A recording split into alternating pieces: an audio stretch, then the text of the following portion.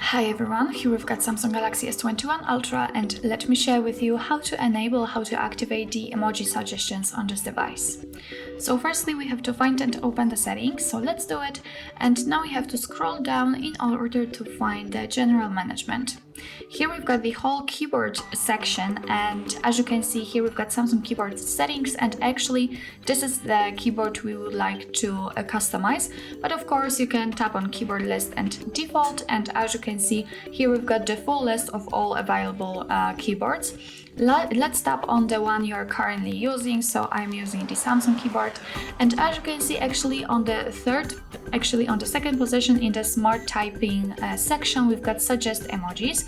Right now I've got it turned on. Of course, if the switcher in your case looks like it, then all you have to do is simply tap on it in order to activate this feature. So from now on your device will suggest you some emojis which you will be able to use whilst typing.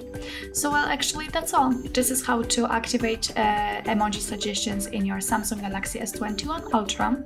Thank you so much for watching. I hope that this video was helpful, and if it was, please hit the subscribe button and leave the thumbs up.